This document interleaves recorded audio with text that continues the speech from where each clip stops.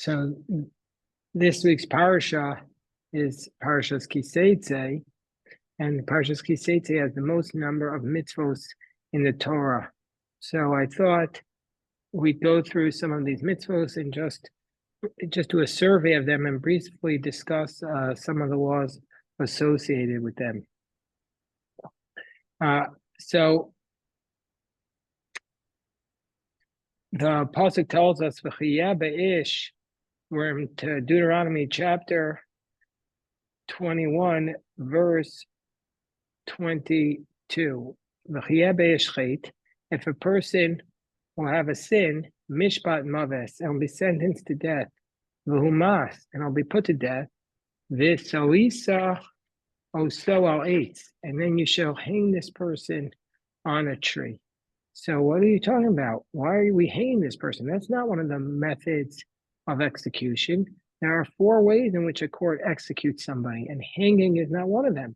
One of the 4 ways, we learned this in Masechah Sanhedrin, the 4 ways of executing somebody are skila, sreifa, hereg, and chenek, through stoning, through burning, through decapitation and strangulation. So what does it mean to say that we will put this person to death through hanging? So what it means is, so this is what the Gemara in Sanhedrin says. The Gemara in Sanhedrin in 46b says, Tanu Rabbanan, the rabbis taught, Ilu nemer chet vitali. So if it said he will sin and you will hang him, then I would say that you would, what you do is you hang this person and afterwards you kill him. And that's what the other kingdoms of the world do. They hang somebody and then they put them to death by hanging. So therefore, in this context, the verse says, V'humas, you put him to death and then you hang him. So this is what the rabbis are saying to do. The Torah tells us, first you put this person to death and afterwards you hang him from a tree. How do you do this? What do you do? So it says the Talmud, you wait until sunset. You wait until right before sunset. The Gomer Nestino, then you announce his punishment. Umamisino, so you execute him in one of the 4 ways: stoning, burning, decapitation, or strangulation, whatever is the appropriate punishment for that crime. And afterwards you hang him. One person ties him and the other one releases him to fulfill the mitzvah of Tuliyah. So what we see is that there's a mitzvah from the Torah to hang the person.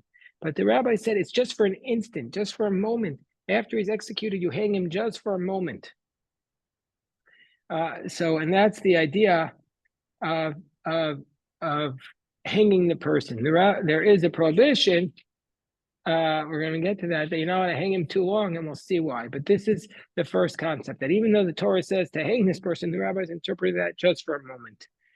And also, the Gemara in Sota says, who is hung on the tree? The Gemara in Sota 23b says, only the man is hung on the tree and not the woman. Only a man is hung, but not a woman. What's the reason? Because the verse says, only you hang him, but not her. What about the fact that the Gemara in Sanhedrin 45b says that Shimon ben Shattach, who was hung many witches in Ashkelon? So that was an extrajudicial ruling. That was not part of the standard process. And so therefore that doesn't fit within this category.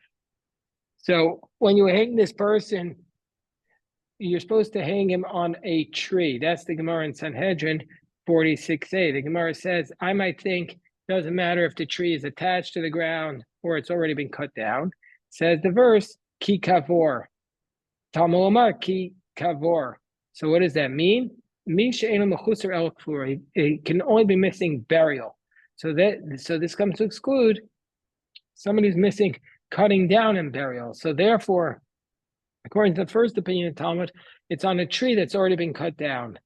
Whereas Rabbi Yossi says, no, it's missing, it's even hanging, the tree is still attached to the ground.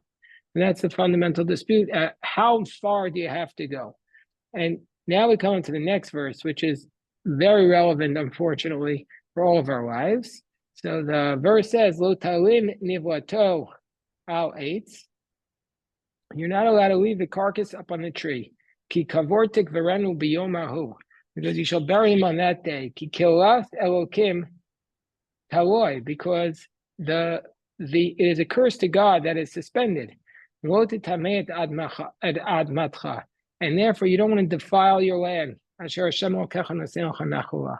God gives you as an inheritance. So from here we learn the idea.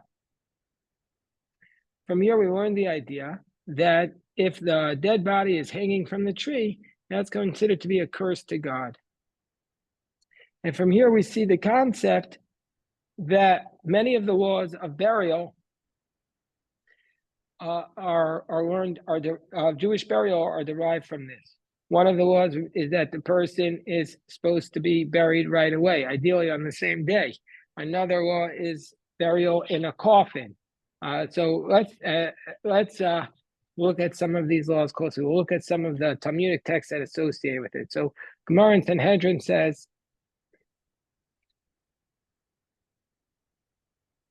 the Gemara in Sanhedrin 47a says, you're not allowed to leave the carcass on the tree. So from here we see you're supposed to bury the person right away. Halinu l'svodo. Let's say you want to wait before burying him. Why do you want to wait? You want to bring the coffin. He doesn't have a proper coffin. Or you want to prepare his burial shrouds. So today you can order something on Amazon, but in those days you had to sew them.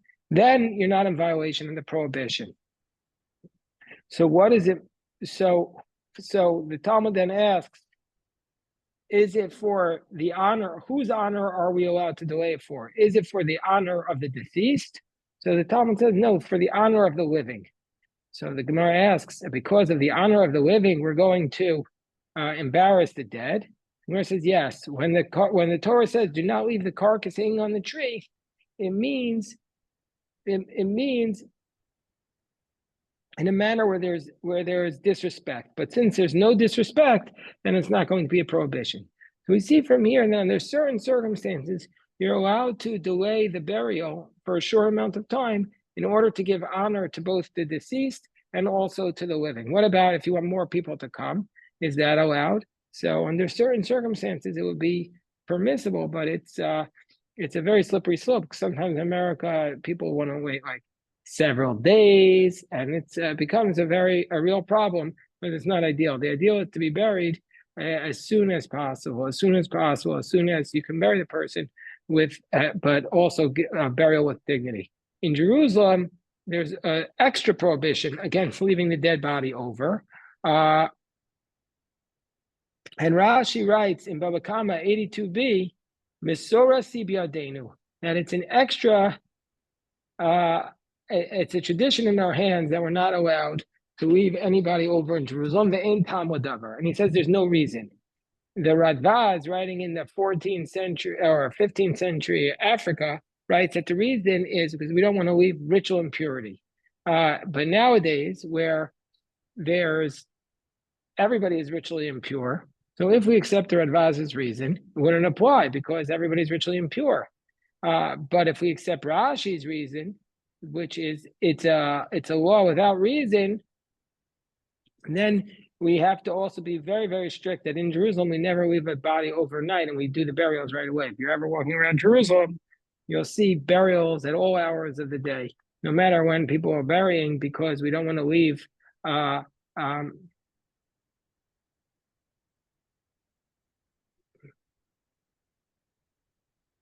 So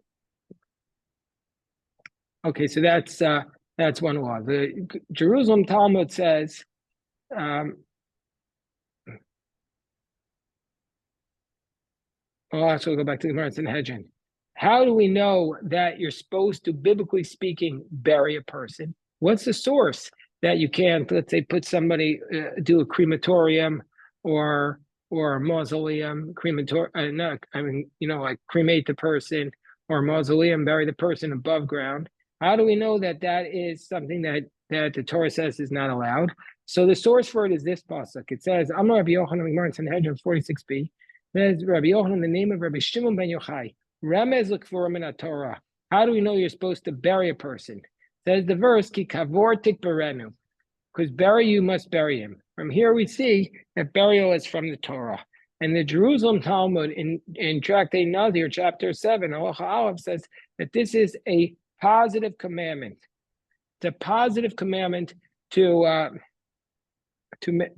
bury the person. So it's a mitzvah aseh from the Torah to bury somebody below the ground. This is, and these are sources again that I'm sharing with you from Rabbi Yechiel Mechel Stern, a great Rav in Yerushalayim.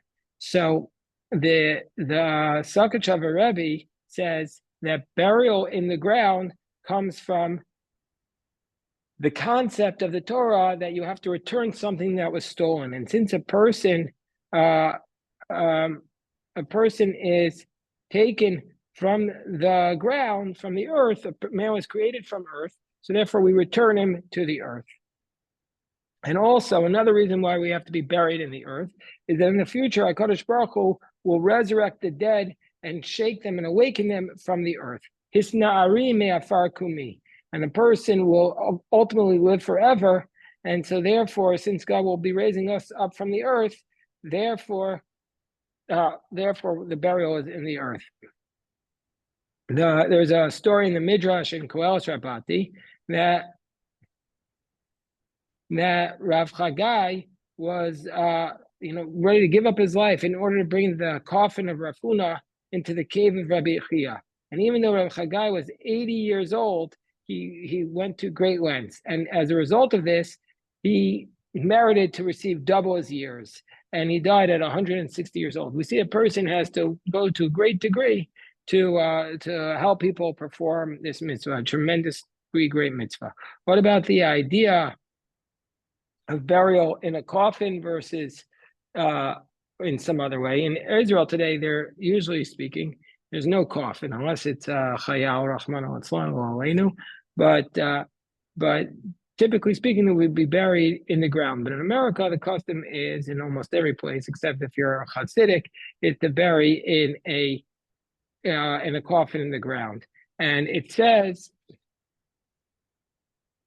the source for this idea that burial in the ground is okay also comes from the Midrash in Bereshit Rabbah, chapter 19, verse or Piska Chet. It says Betoch Eitzagan.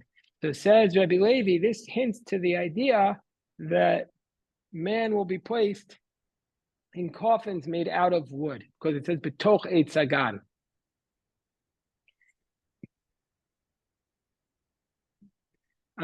So the Chidushei Aran writes to Sanhedrin, and not that the burial needs to be actually in the ground. That doesn't mean that you haven't fulfilled your mitzvah unless you bury the person in the ground. But the intent of this idea is burial underground, not in the ground directly, but underground, because that's the purpose. Because that's the greatest way to preserve or watch the body. And this was the practice of the Talmud.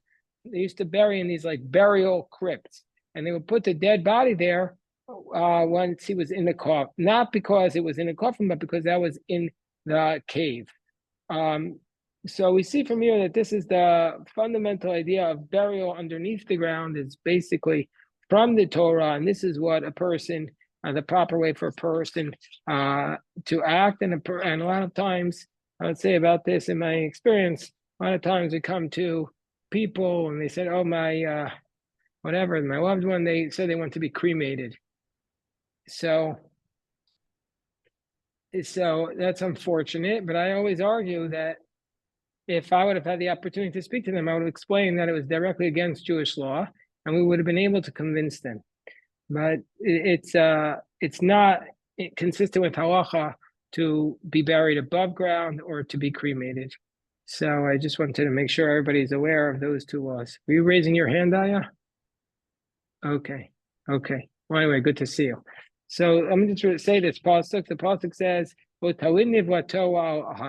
chapter 21, verse 23. You're not allowed to leave the corpse on the tree. You have to bury him on that day.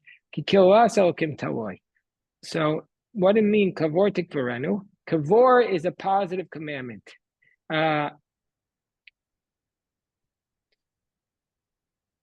it's a positive commandment for the Torah. But not only that, not only are you supposed to bury the body, but you have to bury also everything associated with the execution of that body. It says the Gemara, the Jerusalem Talmud, let's say you killed him with a sword, executed him, and the tree that he was hung on, or the cloth that he was strangled. How do we know we have to bury those also? So what are we supposed to do? We're supposed to dig deep three furrows into the ground, so to make sure that the plow doesn't go on it, and bury him there. And let's say, and also this is unfortunately relevant, we have this halacha, we've seen this tragically too many times. So tikbarenu, what does it mean that you shall bury him? It says the Jerusalem Talmud, tikbarenu kulo v'lo mitzaso tikbarenu. You have to bury the entire body, not just a portion. God forbid, we've seen this unfortunately in terrorist attacks, that sometimes the body itself is not whole, so we have to collect all the parts of the body in order to bury them. Says the Talmud, if you don't bury every part, you have done nothing, because it says kavor tikbarenu. You have to bury the entire person. Okay, so now that we've done that, now we go on to the next pasuk, which is actually much more uplifting, so we can move away from the burial, but we have to know about the laws of the burial. It says in the pasuk, chapter 22, verse 1, O tereh shor achicha, you're not allowed to see the ox of your brother, or his lamb, nidachim, wandering, hitalamtemehem. You're not allowed to hide from them. Hashev tishiveim lachicha. You have to return them to your brother. What does this mean? Lo tereh.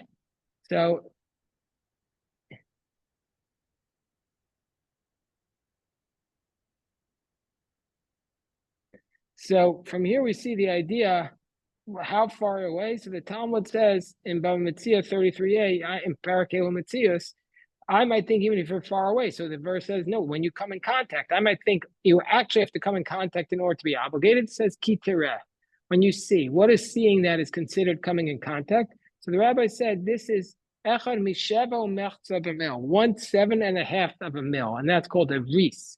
That's the amount where if you see it, you're obligated to go out and to return it. So what about this halacha that if you see something at that distance, which is according to the Chazon Ish, so what's the amount that if you're distant you have to go over to return this object? Chazon Ish says it's 351 meters. So if you're 351 meters away from somebody, I guess, let's say, that's around 700 feet, maybe. So if you're 700 feet, it's like 700 feet, then you have to go and walk the distance to return the lost object. But this is even more than that. This is also, let's say you see somebody who's, let's say, a Torah scholar you're required to stand for. That's also the same distance that when you see that at that distance, you have to get up. And does it apply only to an ox and a lamb? Obviously not. The Gemara Baba Kama 54a says, Echad shor ve'echad kol behema. It doesn't matter if it's an ox or any animal, that if you have to basically, if you see it wandering, you have to return it. So why does they shorachim, or what does the Torah say in this context, the lamb and an ox? But in the Gemara's context, it says the lamb or a donkey, to tell us the Torah is just giving an example that you see the sheep or the ox wandering, you're obligated to return it. So the pasuk says you're not allowed to see the ox of your brother. Let's say he's not your brother. Let's say the person whose ox is wandering is some guy who you don't like. You hate him. So what's the reason? Shor achicha, says the Gemara, and says this to free. I only know the ox of your brother. What about the ox of your enemy? So why does it say your brother? To tell us, Shlo dibra Torah keneged Yitro, meaning to say that the Torah is telling us, ironically, let's say you see, this is an interesting halacha, let's say you see the ox of your brother wandering, and at the same time you see the ox of an enemy. which one should you take first to return? So there, the Sifrei is saying that you're supposed to return the ox of your enemy before the ox of your brother, because the Torah is speaking Keneged HaYetzer, that we have to subdue our inclination, that we're doing this mitzvah not just because we want to help our friend, but because it's a mitzvah from the Torah. And so therefore, that's the mitzvah that we have to take first to do. Now we come to the most interesting part of this verse for me, is it says, you don't want to see the ox of your neighbor wandering, v'talamtem. You're not allowed to hide yourself from them. What does it mean you're not allowed to hide from them? That you can't pretend you don't see it. But, says the Talmud in Brachos 19b, sometimes we actually do have to hide ourselves from them. Where does it say that? Gemara says the following. I'll read the Gemara and then I'll read some commentary on it. Sometimes you need to hide yourself from them, and sometimes you should not hide. How so? Let's say you're a Kohen and it's in a cemetery, or let's say you're an elder and it's not according to his honor. Let's say you see a person dropped his dirty laundry in the middle of the street, and you're an elder and it's not appropriate for you to be walking around with dirty laundry. It's going to be disrespectful. So then you don't have to do it. You're allowed to hide under those circumstances. Or let's say you're a person who is highly sought after. You work and you're paid very, very well for your profession. You're paid by the hour hundreds of dollars. And now here's this job, which if you find this person's laundry to return it, it's going to be a loss of otherwise he loses $10. So the work there is greater.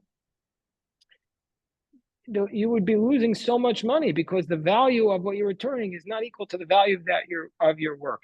There you'd be allowed to hide. So why do we say that? Why do we say if a person is a distinguished person, he doesn't have to return the lost object under those circumstances? So that specifically, the Gemara says, why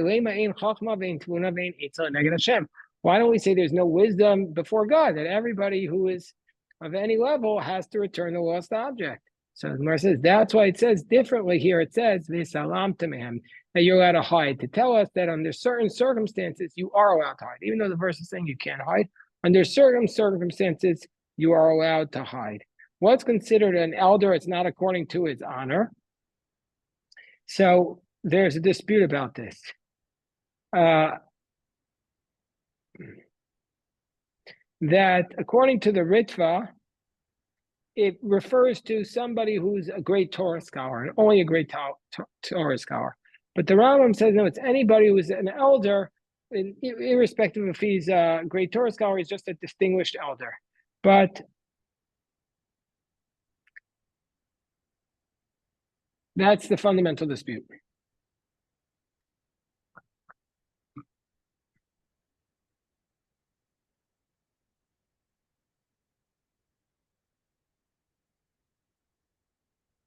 So there's a question here is, why is an elder exempt from this, but he's not exempt from other mitzvahs? For example, an elder is not exempt from preparing for Shabbos. No matter who you are, you should be doing some preparation for the Shabbos. And we don't say it's not according to your honor, and therefore you don't have to do some preparation for Shabbos. Also, no matter who you are, if you're an elder, you're still obligated to participate in the mitzvah of burying someone. So how come in this case we say that the elder is able to hide from doing this activity, whereas by Shabbos we say he's not? So the answer to this question is we have to look at the act itself. Now, when it comes to preparing for Shabbos, the act of preparing for Shabbos demonstrates that what you're doing this is that you're doing it for the honor of Shabbos. Like, for example, if you're polishing the candlesticks for Shabbos, it's very clear that you're the one polishing it for Shabbos. You're doing it on Friday afternoon, you're polishing it, it's very clear for Shabbos. But returning a lost donkey, it's not clear that you're doing it because you found the donkey. You're doing it for the purpose of returning it. It's possible that you're just walking around with your donkey because you're a donkey owner. And so therefore, it's not going to be considered for your honor. And so therefore, you're exempt completely. If it's not clear from the action itself that's being done for the purpose of the mitzvah. So that's why later on in our portion, I don't know if we're going to get there today, probably not, there are Nachman that there's a mitzvah to put a fence up around your roof so that nobody falls off the roof. But Rav Nachman himself, the Gemara in Kedushin, Daf Ayin Amid Aleph, says that Rav Nachman himself will build this fence because that action will be very clear that it's being done for the purpose of building a fence around your roof. Okay.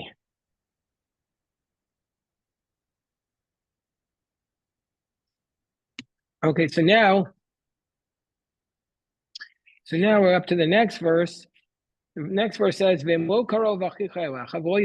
say your brother's not near you. You don't know who he is. What are you supposed to do? You're supposed to take it into your house, and it should be with you. Until your brother seeks it out, you return to him. Meaning, say you're supposed to take this lost object into your house and keep with you until your brother seeks it out. So, what does it mean until your brother seeks it out? You're going to give it to him before he seeks it out?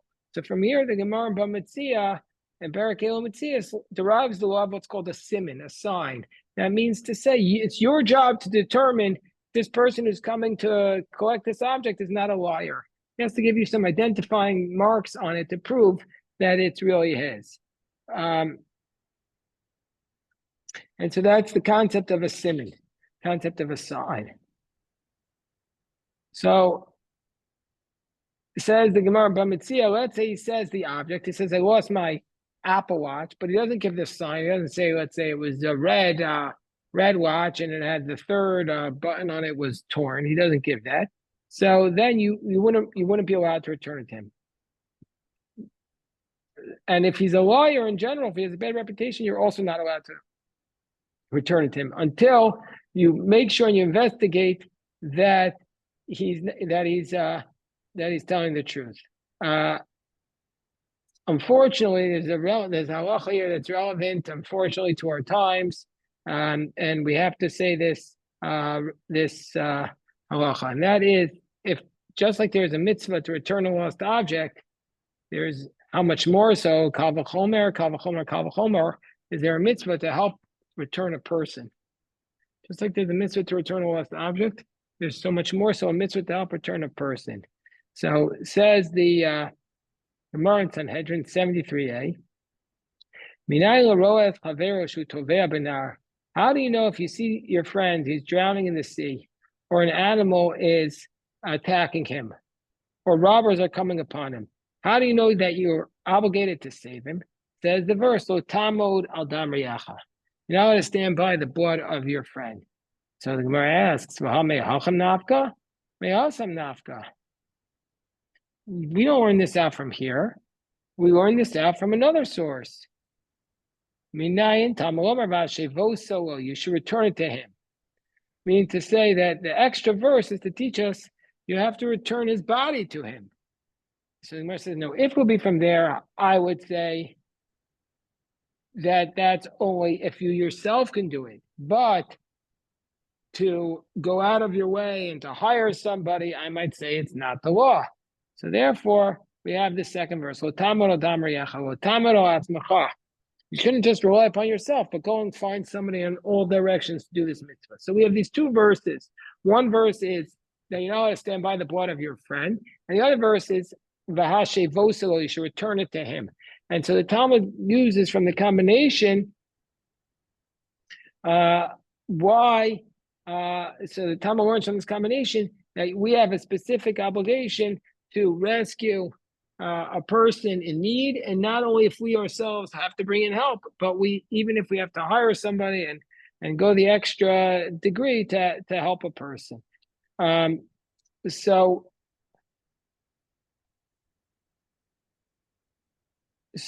the Rambam learns from here that this also applies. There are relevance of this. That this means that if somebody is a doctor, he's obligated to heal somebody. He's not allowed to just basically say, I don't want to heal anybody anymore, I'm done. No, he's obligated to heal somebody if he's a doctor. And that's the basic law of you have to return to him. That it says basically we're obligated to return all these things. So now what about the idea of returning lost objects? And it says in the next verse, so shall you do to his donkey, so to his clothing, and also you shall do to all the lost objects of your brother, asher tovad mimenu, that were lost from him, and you find him. You're not allowed to hide from it. So there are a lot of laws related to this. Let's say it's an object that's not worth anything. So about this, the Talmud says it has to be worth a penny in order for you to return it. If it's not worth a penny, then the Talmud says you're not obligated to return it. Let's say it's something that's worth something only to its owner, but not to the person who finds it. So then are you obligated to return it? So that's the question. I mean, the person who lost it, it's worth something to him, but nobody else wants it. So is that something that you're obligated to return? So the Achiezer says that you're obligated to. And like if it's something of sentimental value, and only to that person, you're obligated to return it, even though it's not worth anything to the person who finds it.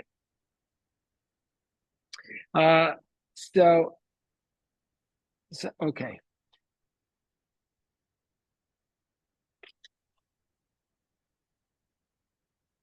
Okay, so now we're up to the next law, which is also very important law.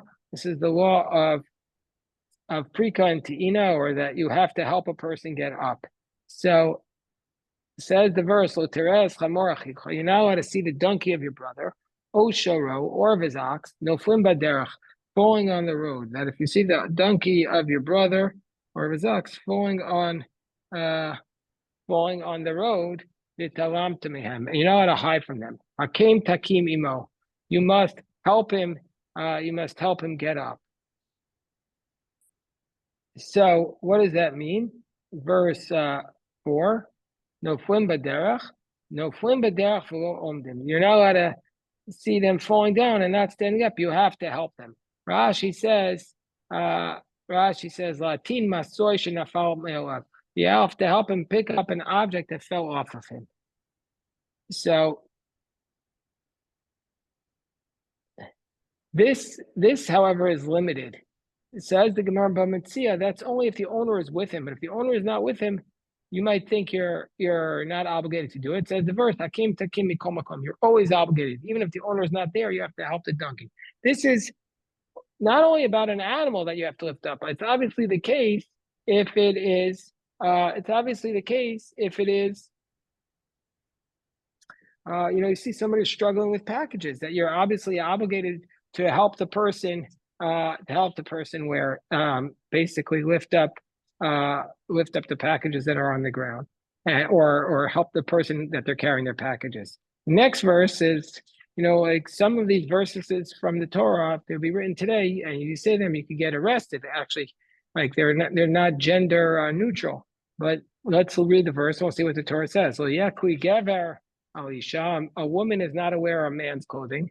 Well, yobash gever simlas isha, and a man is not allowed to wear a woman's clothing. Because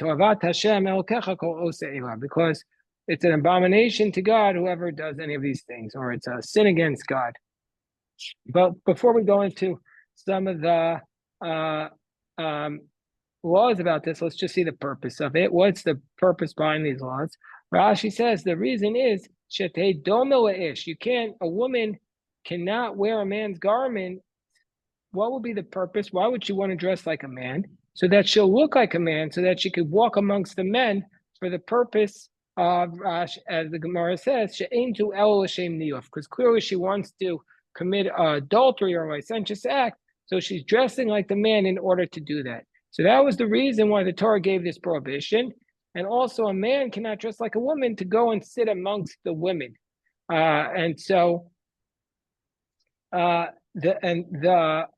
Rashi says the Torah prohibits a type of garments that will bring you to basically to this abominable sin. And what is when the Talmud discusses it? Ironically, the Talmud was very worried about men who were plucking hair out of their bodies to make them look like women. Let's say you were trying to pluck out the white hairs from the black in order to make yourself look less gray. That's what the men used to do, or to look like a woman. That would be liable because it says since women would be doing that to make their hair look less gray, a man would be prohibited to do that. This idea is what most say is the prohibition, but the Beis Yosef writes that nowadays you're allowed to do that. The Beis Yosef writing in the 16th century say nowadays we're allowed to do it because a woman, when she has this, she doesn't have she's not, typically speaking, although every woman has her own style, but typically speaking, the gray is not for stylistic purposes. It's something that they typically would be less likely to want. And so therefore nowadays a man is allowed to pluck out the gray hair from their black hair. Other ideas that come in this context, and we'll get to this, is maybe some, technically speaking, some saying men are not allowed to look in the mirror because that was also the way in which women would act. So the Rambam writes, when it says that you're not allowed to wear a garment, he said of a woman, he says that this refers to a garment that has, an adornment, meaning to say to make yourself look more attractive. So that's the actual prohibition. So that a man is not allowed to dress himself using the garments of women. Whereas the Chinuch, Sefer Chinuch, is less circumscribed. He says any garment that is dedicated just to women, even if it's not as an adornment, is going to be prohibited. Says the Gemara in Nazir, Mavir Beis HaShechi Beis HaErva, that if there's a man who will shave the hair off of, let's say, their underarms or their genitalia, that they're going to get lashes for being in violation of this prohibition of not dressing like a woman. So even though the Torah says a garment, even though the Torah specifically says what's prohibited is a garment, nevertheless, that since the garment, is something that's an adornment, so therefore anything that fits within this category of an adornment is going to be prohibited from the Torah. So, but what's prohibited is just like these parts of the body which only typically a woman would remove the hair from, that's what's prohibited. What about looking in the mirror? This is something I was discussing.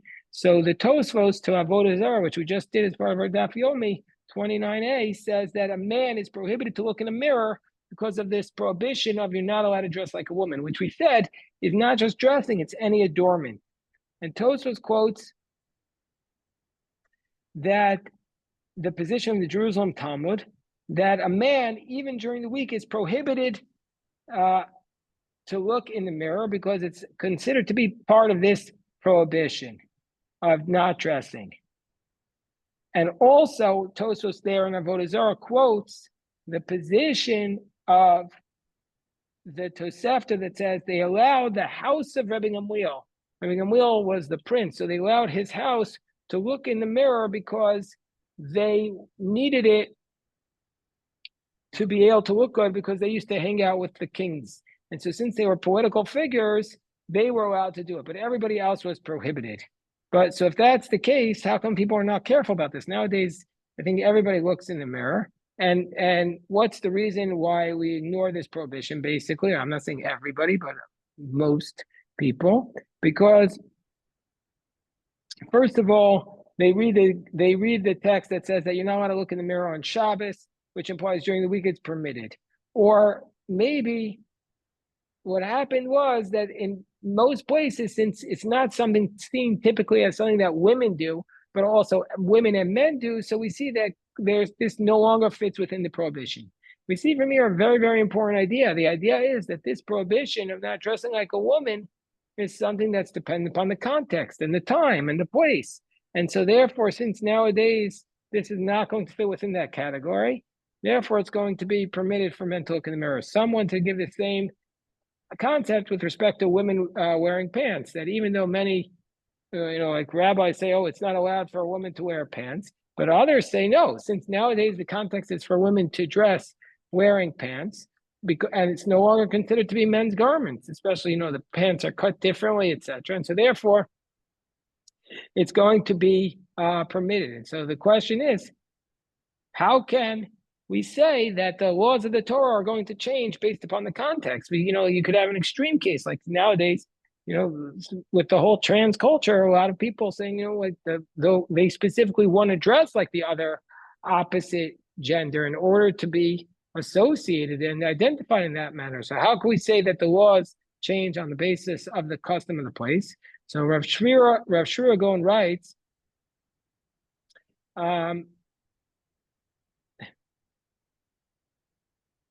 that nowadays there's a lot of these categories are overlapping, and so therefore it's not the case. Meaning to say that the action of adornment is what's changing, and also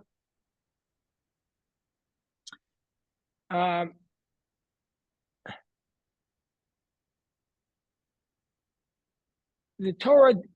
Someone would say that it's the Torah itself allows us to do this because the Torah doesn't say what's the garments, what are the specific garments. It doesn't say a man is not allowed to wear a specific shawl, for example, or a specific skirt, because that would be something specific. Instead, the Torah just says you're not allowed to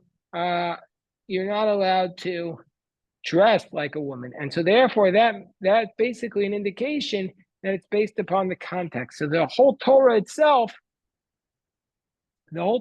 is the whole prohibition in Torah is built upon this. The Recanati has something interesting. The Recanati, who's Recanati? Recanati is an Italian 14th century work. Who's an incredible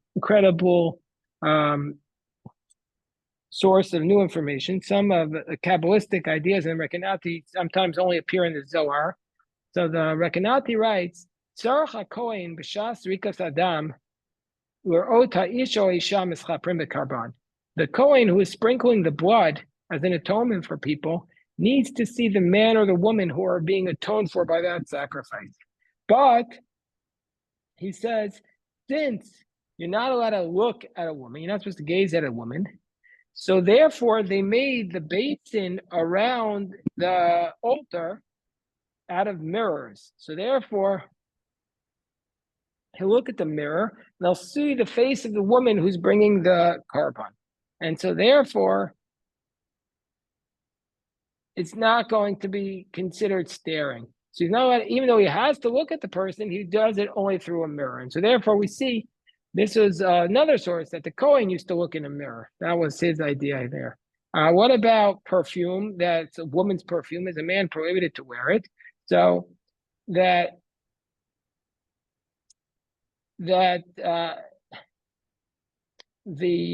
some want to say, because it says in Gemara and Yoma that when the man came down from the heaven, the perfume also came down at the same time. So we see for the women. So we see from here that the perfume was specifically designated from women. And so therefore someone to say that men should also not be dressing wearing perfume. But clearly it's not a problem if it's to remove like body odor, which is negative, and you needed to remove this smelly body odor, that will be permitted. Okay, so now what about a woman wearing other garments that are not specifically necessarily associated with what a man would wear? And one of the big questions here is tefillin. Can a woman wear tefillin? Is that going to be allowed? So here is what the Gemara in Nazir 59a states. Rabbi Elazar ben Yaakov says, "Minayin shlo tetzei isha b'kli zayin l'milchama." How to know that a woman should not wear an like a weapon when she goes out to war? Says the verse, a woman should not dress like a man, and so the Gemara Nazir says that this refers to a weapon. Rashi there writes, what about Yael, the wife of Chaver the Canaanite, that she didn't kill Sisera with a weapon, but rather she killed him with the peg of the tent. So that's what the example that Rashi gives. Okay, but now what about woman wearing tefillin? So the Targum Yonasan says, and he's the source here for the stringent position. It says in the pasuk that a woman should not dress like a man. She's not. So the Targum Yonasan says that he says lo yehin golyin ditzitzis v'tefillin dahainun tikune gever al isisa, that a woman should not basically dress wearing tzitzis and tefillin, because those are the garments associated with men, so a woman should not wear them. And so therefore, not only are the women not obligated in tzitzis and tefillin, but according to this Targum Yonasan, which is not the opinion of everyone, it's not necessarily typically cited as a halachic source, they'll be prohibited. And the Sefer Shomer Emunim writes that the numerical value, the gematria of Kli Gever, Ba'at Bash, which is one of the ways to figure it out, it says Zu Tefillin. So someone will point to this idea as saying that women are prohibited to wear tefillin. And Targum Yonasan, according to that opinion, the prohibition is not only for the purpose of beauty, but anything that is designated for a man, a woman cannot wear. And so therefore, a woman should not, according to this opinion, women should not wear tzitzis and tefillin, but something dedicated to a woman. One of the questions here is, okay, but tefillin are not typically considered a garment, but we already saw that this concept is not necessarily about a garment. It's about something that's designated for one man or a woman. And this is the whole idea of the Torah here, is something that's cutting against a lot of popular culture today, because popular culture does not want to draw distinctions between men and women, between the way they dress and the way they act.